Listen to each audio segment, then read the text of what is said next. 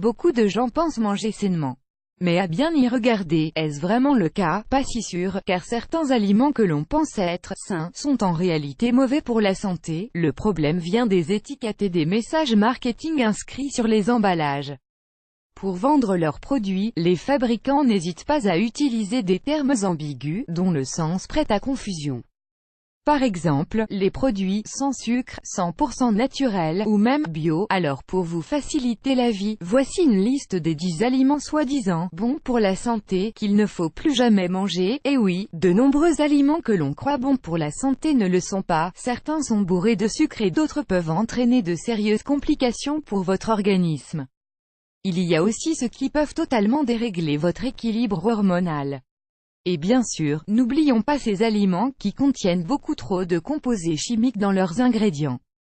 Pour vous aider à manger de manière saine et à ne pas tomber dans le piège des étiquettes, voici les 10 aliments bons pour la santé que vous devez éviter à tout prix.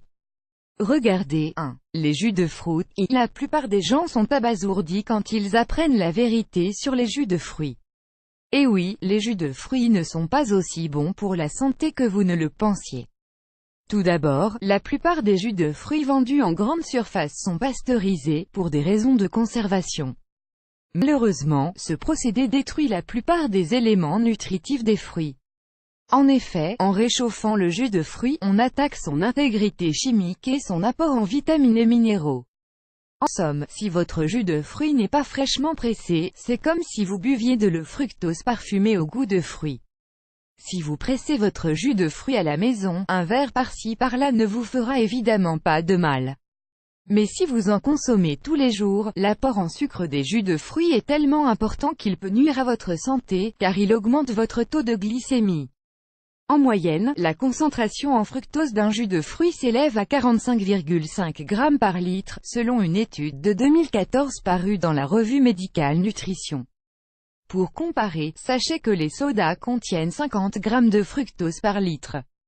En gros, quand vous buvez un verre de 25 centilitres de jus d'orange, c'est comme si vous consommiez 4 oranges en l'espace de quelques minutes. Comparez ce temps au temps nécessaire pour manger 4 oranges et vous comprendrez rapidement que pour profiter des valeurs nutritives des fruits, il vaut mieux les consommer entiers. Du coup, manger les fruits entiers vous permet d'éviter un pic de glycémie dans votre sang. Vous connaissez beaucoup de gens qui peuvent manger 4 oranges d'affilée. Imaginez le temps que cela vous prendrait. En plus, éplucher, mâcher et digérer 4 oranges brûle des calories. Cela peut paraître insignifiant. Mais croyez-moi, manger 4 oranges brûle beaucoup plus de calories que de boire un verre de jus d'orange en quelques gorgées. Par conséquent, voici quelques points à prendre en compte si vous buvez un verre de jus de fruits tous les matins. Lorsque vous mangez 4 oranges l'une après l'autre, le taux de sucre dans votre sang augmente naturellement et progressivement puis diminue lentement. Ainsi, vous évitez les pics de glycémie. Mais quand vous buvez le jus de 4 oranges en peu de temps, votre taux de glycémie augmente brusquement et diminue soudainement. Le résultat de cette chute, un état de fatigue chronique et le besoin maladif d'un autre pic d'énergie, un peu comme une drogue. Cette chute soudaine du taux de sucre dans votre sang, ça s'appelle l'hypoglycémie. Et comme votre corps n'est pas conçu pour absorber autant de fructose d'un seul coup, il n'y a pas assez d'insuline dans votre corps pour réguler ce taux glycémique anormal. Résultat, ça provoque une tension extrême sur votre corps. C'est pourquoi une consommation fréquente de jus de fruits peut entraîner une prise de poids importante, voire de l'obésité. En effet, si votre organisme ne peut pas métaboliser cette surabondance de fructose, où pensez-vous qu'il va stocker tout ce sucre? Par ailleurs, même en supposant que vous preniez tout votre temps pour boire votre jus de fruits, disons sur une période de plus de 30 minutes, celui-ci a un faible apport en fibres comparé à la consommation de fruits entiers. Consommez entiers, les fruits ont une teneur importante en fibres solubles et insolubles. Ces fibres facilitent et régulent votre digestion. Par ailleurs, elles rassasient et régénèrent les probiotiques de votre appareil digestif. Or, en buvant du jus de fruits régulièrement, vous privez votre organisme de ces éléments essentiels et vous augmentez le risque de diarrhée et autres problèmes gastro-intestinaux. 2. Les produits à base de soja. Contrairement à l'idée reçue, les produits à base de soja ne sont pas bons pour la santé. Du moins, c'est le cas des produits à base de soja non fermenté. Pas de souci pour ceux qui raffolent de la cuisine asiatique, car vous pouvez encore savourer les aliments à base de soja fermenté, comme le miso, le natto, le tempeh ou le tamari. En revanche, les aliments à base de soja non fermenté sont à éviter. Cela inclut les edamame, le lait de soja et les protéines de soja. Pourquoi? Le problème des produits à base de soja vient d'abord de leur provenance. En effet, la plupart de ces produits sont préparés à base de soja génétiquement modifié. On estime que 77% du soja cultivé est génétiquement modifié. Par ailleurs, le soja génétiquement modifié est conçu pour être Roundup Ready. En d'autres termes, c'est une plante transgénique capable de tolérer les pesticides chimiques produits par les Monsanto et compagnie pour, naturellement, éloigner les insectes. Deuxièmement, la plupart des gens ne possèdent pas l'enzyme nécessaire à la digestion du soja non fermenté, tout comme beaucoup de gens ont une intolérance au lactose. Résultat, manger des aliments à base de soja non fermenté peut provoquer indigestion, ballonnement et tout un tas d'autres problèmes gastro-intestinaux. Enfin, il est globalement reconnu que l'utilisation de compléments alimentaires, tels que les protéines de soja, est dangereuse à long terme. En effet, ce type de complément alimentaire est lié à une multitude de problèmes de santé, tels que la rhinite allergique, rhume des foins, l'asthme, le cancer du sein, la mucoviscidose, le cancer de l'endomètre, l'hypothyroïdie, imprégnation insuffisante de l'organisme en hormones thyroïdiennes, l'insuffisance rénale, le cancer de la vessie, et bien d'autres encore. Toutes ces raisons sont suffisantes pour que vous arrêtiez dès aujourd'hui de consommer des produits à base de soja non fermenté. 3. Le saumon. S'il y a un autre aliment soi-disant sain que vous ne devriez plus jamais manger, c'est certainement le poisson d'élevage. Oui, même le saumon, dont on parle souvent comme étant le poisson le plus sain pour votre organisme. Mais en réalité, le saumon est un poison toxique quand il s'agit de saumon d'élevage. Mais alors pourquoi? Parce que la grande majorité des poissons d'élevage sont nourris avec des produits génétiquement modifiés. Selon des analyses en laboratoire réalisées par Environmental Working Group (EWG), une ONG de surveillance écologique, 70% du saumon d'élevage acheté en grande surface est contaminé par des polychlorobiphényl (PCB), et ce à des niveaux tellement élevés qu'ils présentent un réel danger pour la santé. En d'autres termes, le poisson d'élevage que l'on achète au supermarché est très certainement, de toute notre alimentation, la source de protéines avec les plus hauts niveaux de PCB, contient jusqu'à 40 fois plus de PCB que les autres aliments. Contient jusqu'à 16 fois plus de PCB et autres produits similaires à la dioxine que le poisson sauvage, soit 4 fois plus que la viande de bœuf et 3,4 fois plus que les autres poissons et fruits de mer. Mais ce n'est pas tout. En plus de sa haute teneur en PCB et produits génétiquement modifiés, les poissons d'élevage contiennent aussi plusieurs neurotoxines et cancérigènes, notamment, de la dioxine, un sous-produit issu des usines de traitement des déchets, du toxaphène, un pesticide interdit depuis 1982, de la dieldrine, un insecticide interdit depuis 1972, à découvrir. Vous aimez les sushis? Le petit truc qui devrait vous faire changer d'avis. 4.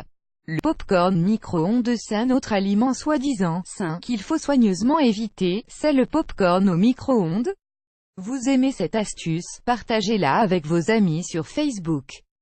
Particulièrement le popcorn qui n'est pas issu de l'agriculture biologique et qui est préparé à partir de maïs génétiquement modifié. Certes, il faut reconnaître que le popcorn au micro-ondes est très pratique.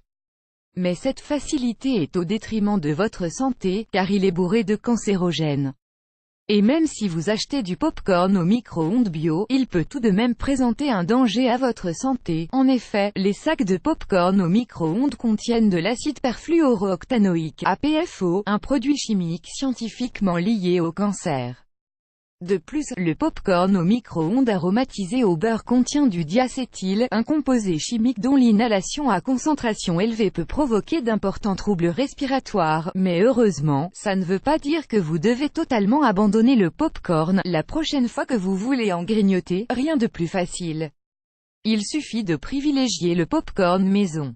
Voici notre recette facile pour faire du délicieux popcorn maison à la casserole. Utilisez des grains de maïs issus de l'agriculture biologique. Beurrez une casserole en acier inoxydable, avec du beurre bio. Chauffez la casserole avec seulement 2 grains de maïs à l'intérieur. Dès qu'un des grains éclate, versez 120 g de grains de maïs dans la casserole. Dès que votre maïs commence à éclater, remuez la casserole pour évacuer de la vapeur et empêcher le pop-corn de brûler. Lorsque le maïs a fini d'éclater, retirez la casserole du feu et assaisonnez le pop-corn maison à votre goût. Pour encore plus de saveur, vous pouvez ajouter de la levure alimentaire, de l'ail en poudre et du paprika. Bon appétit émoticône souriant, à découvrir, les 5 aliments que vous ne devriez plus jamais mettre au micro-ondes. 5. La viande rouge. Peut-être que vous le saviez déjà, mais la viande industrielle est un véritable désastre alimentaire. Essayez vraiment d'en limiter au maximum votre consommation, même lorsque ce type de viande est maigre, à savoir quand on y a enlevé le gras, elle ne devrait pas faire partie d'une alimentation réellement saine. En gros, le problème est que vous mangez ce que le bétail mange. Par conséquent, lorsque vous mangez de la viande élevée avec de la nourriture bourrée de pesticides et d'hormones, devinez quoi? Tous ces produits chimiques sont assimilés par votre appareil digestif puis sont littéralement stockés en tant que graisse dans vos tissus adipeux. Voilà pourquoi il faut prendre l'habitude de soigneusement lire les étiquettes et emballages, et même les relire. Il n'y a que comme ça que vous pouvez vous assurer que votre viande provient d'un élevage qui s'est engagé à respecter une charte environnementale sur l'alimentation, le suivi vétérinaire et l'entretien de son exploitation. Alors que faire? Tout d'abord, le mieux est de commencer par diminuer votre consommation de viande industrielle. Non seulement, vous allez faire des économies mais en plus c'est meilleur pour votre santé. Ensuite, quand vous achetez de la viande, essayez d'aller chez le boucher au lieu d'aller dans une grande surface. Pourquoi? Car cela va vous permettre d'avoir plus d'informations sur la provenance de la viande en parlant directement à votre boucher. L'objectif est de choisir une viande qui a été élevée localement, dans laquelle vous pouvez avoir confiance. Prenez aussi le temps de faire un peu de recherche pour en savoir plus sur les éleveurs et agriculteurs de votre région, ça vous aidera à mieux connaître l'origine et la méthode d'élevage de votre viande. Le mieux est évidemment de choisir une viande bio. Malheureusement, les prix sont encore très élevés. L'astuce? Réduire les quantités de viande achetée mais la choisir bio. Comme ça vous gardez le même budget mais vous mangez une viande de qualité et bonne pour la santé. À découvrir, 7 astuces pour manger bio pas cher. 6. Les crevettes sont-elles bonnes pour la santé? Certainement pas. Voici une liste non exhaustive de bonnes raisons de ne pas manger de crevettes. Les crevettes contiennent du 4-xylrésorcinol, un additif utilisé comme agent anti-brunissement dans les aliments. Cette substance, lorsqu'elle est utilisée en tant qu'additif alimentaire, provoque une activité œstrogénique, une hormone sexuelle féminine, qui réduit le taux de spermatozoïdes chez les hommes et augmente le risque de cancer du sein chez les femmes. Les étangs des élevages de crevettes sont souvent traités avec des pesticides contenant des composés organophosphorés. Neurotoxiques, ces composés sont liés aux symptômes du TDAH, le trouble du déficit de l'attention avec ou sans hyperactivité, à la perte de mémoire et au tremblement. Les éleveurs ont également recours à une substance potentiellement cancérigène, le ver de malachite, car il élimine un champignon qui attaque les œufs de crevettes. Seulement, le ver de malachite demeure dans la chair des crevettes pendant une longue durée, jusqu'à 200 jours dans de l'eau à 10 degrés Celsius. L'organisme de surveillance américain Food and Water Watch relève que les éleveurs utilisent aussi de la rotenone, une substance insecticide, pour tuer les poissons d'un étang avant d'y cultiver des crevettes. En cas d'inhalation, la rotenone peut entraîner une paralysie respiratoire. Plusieurs études ont par ailleurs établi un lien entre cette substance et les symptômes de la maladie de Parkinson chez les souris. Les étangs des élevages de crevettes sont souvent traités avec des organostaniques, des composés dérivés à partir de l'étain. Les éleveurs y ont recours pour éliminer tous les mollusques d'un étang avant de le peupler de crevettes. Or, ces perturbateurs endocriniens miment les œstrogènes féminins. On les a d'ailleurs baptisés obésogènes, car ils perturbent le système endocrinien de manière à prédisposer les individus à devenir obèses, quelle que soit leur alimentation. Encore plus alarmant, une association de protection des océans, Oceana, a analysé des échantillons de crevettes vendus comme sauvages. Or, Oceana a découvert que 25% des échantillons de ces crevettes soi-disant sauvages proviennent en réalité d'élevage. 7. Les fraises. En ce qui concerne les fraises, il est indispensable de toujours les choisir bio. Les fraises non issues de l'agriculture biologique sont en tête de liste des 12 aliments contenant le plus de pesticides, selon Environmental Working Group, une organisation pour la protection de l'environnement. En 2009 et 2014, des chercheurs ont découvert que les fraises contiennent en moyenne 5,75 variétés de pesticides par échantillon, et ce, même si les fraises ont été préalablement lavées. Par ailleurs, n'oublions pas que les fraises non bio sont pour la plupart traitées avec des gaz toxiques. Et que ces gaz étaient initialement conçus comme armes chimiques. Je ne sais pas ce que vous en pensez, mais pour moi, il est tout simplement inconcevable que ces substances puissent retrouver dans notre chaîne alimentaire. Encore plus incroyable est le fait que l'on choisisse volontairement de nourrir nos enfants avec ces aliments empoisonnés. Le choix sain et intelligent est évidemment le bio. En plus, les fraises bio coûtent moins cher lorsque vous les cultivez dans votre jardin, ou sur votre balcon. Sinon, achetez vos fraises bio en grande quantité lorsqu'elles sont en saison, directement chez un agriculteur. Et pour en profiter tout au long de l'année, il vous suffit de faire de bonnes confitures maison, à découvrir, faire un potager sur son balcon pour économiser et manger sain. 8. Le sel de table. Le sel de table, aussi appelé sel raffiné, ordinaire, mérite bien sa place sur cette liste d'aliments soi-disant sains, à éviter. On savait déjà que le sel provoque de l'hypertension artérielle, mais ce n'est pas ça qui va empêcher quasiment tous les restaurants de mettre des salières sur leur table. À la base, le sel de table est un aliment naturel et authentique, car il est fabriqué à partir de sel de mer. Mais ensuite, les fabricants utilisent des techniques de récolte qui dépouillent le sel de tous ses minéraux naturels. Puis, ils le transforment en y ajoutant de nombreux additifs, y compris de l'aluminium, et le chauffent à environ 650 degrés Celsius. Lors de ce procédé, l'iode, que l'on trouve à l'état naturel dans le sel, est totalement détruit. Pour le remplacer, les fabricants utilisent du iodate de potassium, et ce à des niveaux potentiellement toxiques. Le sel de table est ensuite stabilisé avec du dextrose, un procédé qui lui donne une couleur violette. Enfin, le sel de table est blanchi à l'aide d'autres produits chimiques. Si vous voulez remplacer le sel de table, il n'y a rien de plus simple. En fait, il ne s'agit pas vraiment de le remplacer, mais plutôt d'utiliser le vrai sel, j'ai nommé le véritable sel de mer comme celui-ci. Personnellement, pour faire la cuisine, je vous conseille d'essayer ce sel 100% naturel et sans aucun additif, le fameux sel rose de l'Himalaya, à découvrir. 4 utilisations du sel que vous ne connaissiez pas. 9. Les édulcorants artificiels. Grâce à leur goût sucré, les édulcorants artificiels sont largement utilisés pour remplacer le sucre. Malheureusement, les édulcorants artificiels sont plébiscités par une grande partie de la population car ils ont un faible indice glycémique, mais l'ironie de la chose, c'est que des études récentes indiquent que les édulcorants artificiels perturbent la flore intestinale et peuvent provoquer le diabète. Comme si ça ne suffisait pas, de nombreuses études ont aussi établi un lien entre les édulcorants artificiels et plusieurs maladies.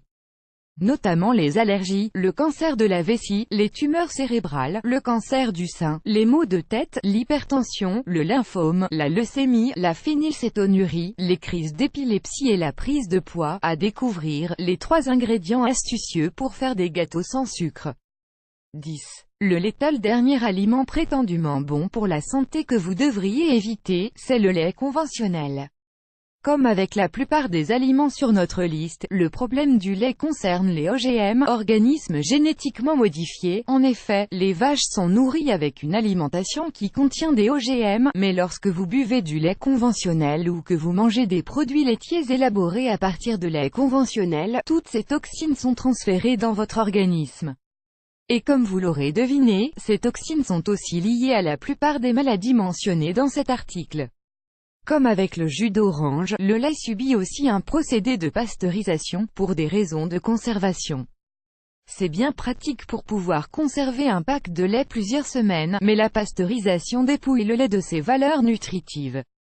En plus, la chaleur de ce procédé détruit la lactase, l'enzyme qui permet à notre organisme de bien digérer le glucide présent dans le lait, le lactose.